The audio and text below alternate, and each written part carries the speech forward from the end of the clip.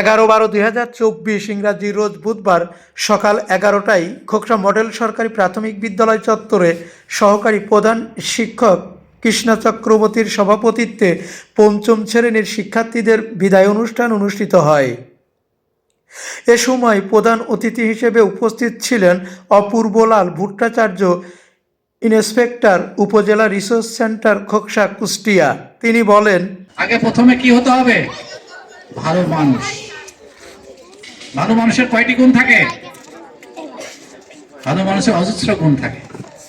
সে কি মিথ্যা কথা বলে না, নৈতিকতার দিক থেকে স্ট্রং থাকে, অপরকে ভালোবাসতে পারে, অপরের বিপদের সময় এগিয়ে যেতে পারে, ভালো জ্ঞানী হয়, বিজ্ঞ হয়।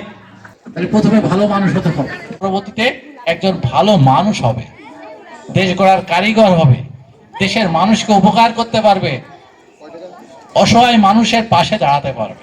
সকল শিক্ষকদের দেখা হলে এখন আমরা মাথা নত করে থাকি, কারণ তোমাদের প্রথম জীবনে শিক্ষক বৃন্দ কিন্তু প্রাথমিক শিক্ষক বৃন্দ তোমাদের সাথে যেভাবে মিশতে পেরেছে, তারা তোমাদেরকে ভালোবাসতে পেরেছে, যেভাবে তোমরা যেভাবে সম্মান করতে পেরেছো, ছাত্রদেরকে সম্মান করতে পেরেছো প্রাথমিক বিদ্যালয়ে, অন্যান্য প্রতিষ্ঠানে গিয়ে কিন্তু এতটা পাবে না। আরও উপস্থিত ছিলেন বিদ্যালয়ের সহকারী শিক্ষক আব্দুল ওহাব। তিনি সকল শিক্ষার্থীদের দিক নির্দেশনা দিয়ে বলেন, you have to try, work hard, কঠোর পরিশ্রম করতে হবে। তুমি গ্রাসহপারের গল্প দেখেছো না? অনেকেই পড়েছো, তাই না? গ্রাসহপারের গল্পটা, আন্ট অ্যান্ড দ্য গ্রাসহপার। ওই আন্ট দেখো পরিশ্রম করে যাচ্ছে, দিনের পর দিন খাবার সংগ্রহ করছে, আর গ্রাসহপার বলছে তো বাদ দাও এসব, আন্ট আমার সাথে আসো, খেলি, মজা করি। জীবন তো এটাই। আর তুমি কি করছো, এত পরিশ্রম করছো, ওদি কি হবে? কিন্তু একসময় যখন উইন্টার যখন আসলো, তখন গাছের পাতাগুলো ঝরে গেল, তাই না? আরও উপস্থিত ছিলেন সহকারী শিক্ষক রফিকুল ইসলাম। তিনি বলেন, আসলে বিদায় তিনটা ক্যাটাগরিতে হয়। একটা হচ্ছে চির বিদায়, এই পৃথিবীর থেকে চলে যাওয়া।